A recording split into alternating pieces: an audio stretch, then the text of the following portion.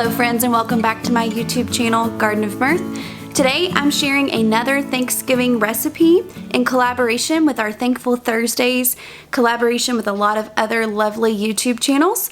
Today's recipe is stuffing muffins or dressing balls. Either way you call it, it's absolutely delicious. I have two gorgeous French bread loaves that I'm going to use for mine today, but you can use any white bread, whether that's sliced store-bought sandwich bread, homemade bread, French loaf, whatever you have. If your bread is crustier, it might need a little bit more broth, but any bread will work. To start, I need to slice my bread so I can toast it. If you're using regular sandwich bread, this step is already done for you. But for a round loaf like I'm using, I highly recommend using a bow bread knife like I have here.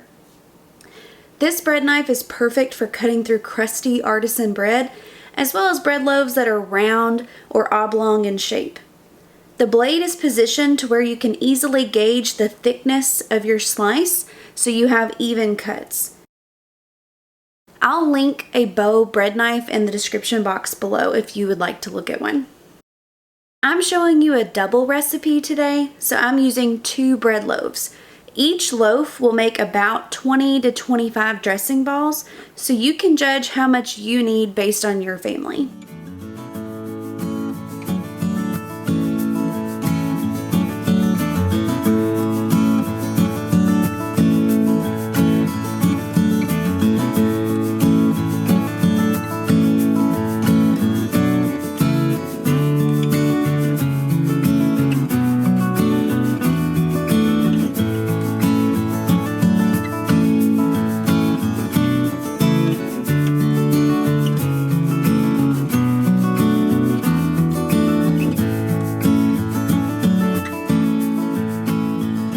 Like the added texture and chewiness that the French loaf gives this recipe, but I grew up eating it made with regular white sandwich bread, and it's fantastic that way too.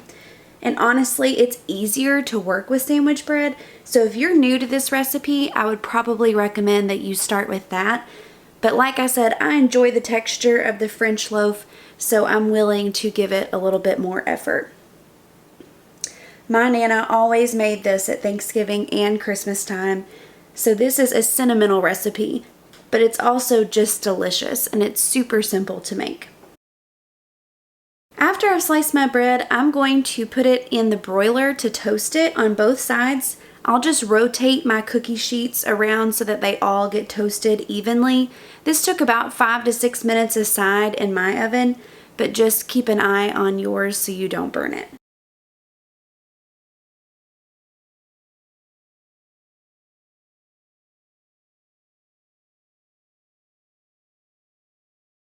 While the bread is toasting, I'm going to dice 1 cup of onion and a cup of celery. I like to dice mine pretty fine so there are no big chunks in my stuffing, but that's personal preference. As you prepare your Thanksgiving meal, you want to save all of your vegetable scraps. I'm going to show you how to turn vegetable scraps and turkey bones into a delicious, nutrient-dense bone broth. Save your onion peels, onion tops, celery tops, carrot ends, any vegetable scraps you have. If you roast a chicken or a turkey or a whole ham and you have any bones left over, save those in your freezer. I always have bags of vegetable scraps and bones in my freezer. That way I can make bone broth at any time. I save up until I get a couple gallon freezer bags of vegetable scraps and a couple gallon bags of bones, whether that's beef and pork bones or poultry, chicken, turkey bones, and I will do a batch of broth in my big 18-quart roaster. With the rising cost of groceries, it's my goal to reduce food waste and stretch my money as far as possible. Bone broth is the perfect frugal food. There is no waste, and it takes what would be trash and makes a super healthy broth that you can go on to make soups, stuffing, rice, pasta, anything you can think of that you might use water, you could swap it out for broth and not only add nutrients, but stretch your budget. Onion peels sound like a strange thing to save, but the onion peels actually give your broth that rich amber color, and they also add additional flavor. This is a jar of turkey bone broth I made from last year's Thanksgiving turkey. I'm down to my last jar, so it's definitely time to restock my pantry. After Thanksgiving, I'll be showing you how I make this delicious bone broth step by step. So be sure to save your turkey carcass and vegetable scraps so you can follow along and make your own.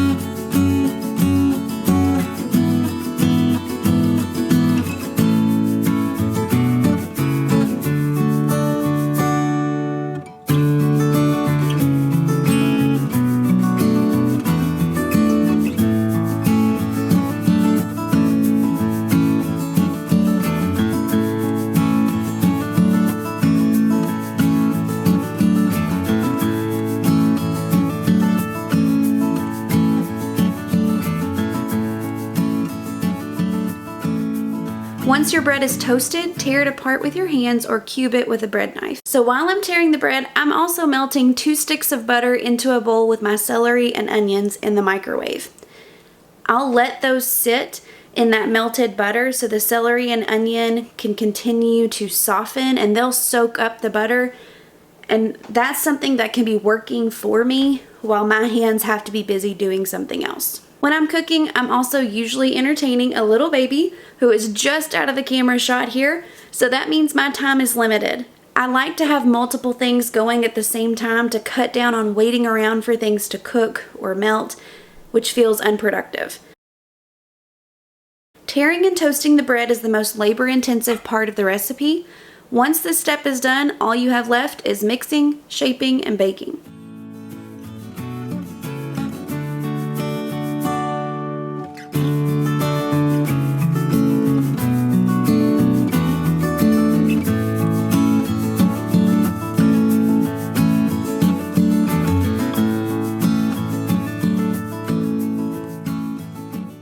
When all of the bread is torn up into little pieces about the size of a penny, we're going to add in half the celery and onion to each bowl.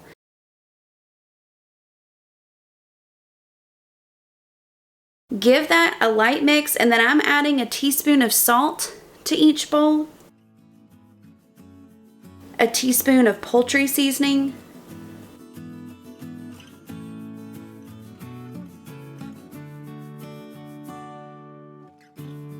a teaspoon of sage,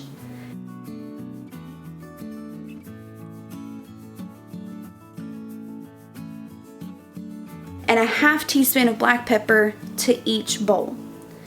Stir until well incorporated.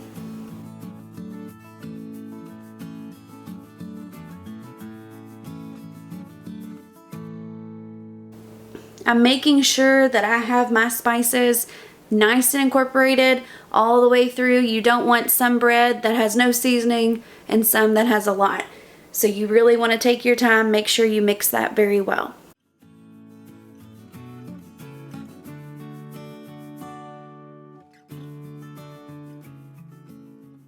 After the seasonings are mixed in, I'm going to start adding my bone broth. You can use chicken stock or, like I am, turkey stock. In each bowl, I'm starting out by adding about half a cup into my bread mix. This part of the recipe is going to depend completely on the kind of bread you choose and how dry your bread is. You have to go by feel for part of this recipe, so here I'm giving you a starting point of about half a cup per bowl. As I mix the broth in by hand, I'm feeling to see if the bread needs more broth to help hold its shape. You want it to be moist enough that the bread mixture holds its shape, it doesn't crumble, but you don't want it to be wet.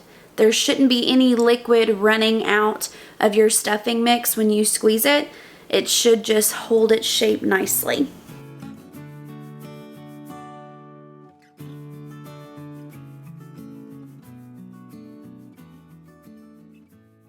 I'm adding more broth in, about 1/4 cup at a time, until I get my stuffing into balls that hold their shape nicely. You can see here I have pressed my stuffing mixture together in a ball and it's holding its shape well. It's not falling apart, it's not crumbly. That's exactly what you want. One bowl makes about 20 to 25 dressing balls, depending on how big you make them. So it's going to take me 2 to 3 cookie sheets to get all of these baked.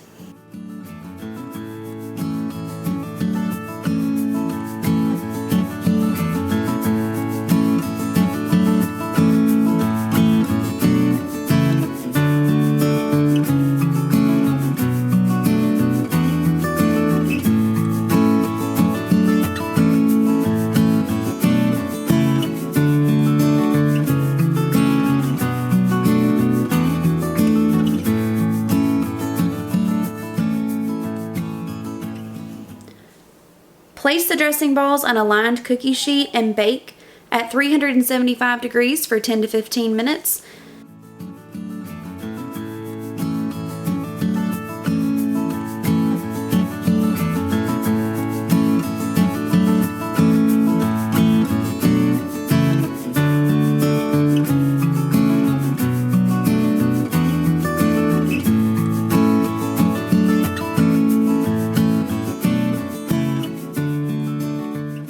The dressing balls are done when they're golden, brown, and crispy on top.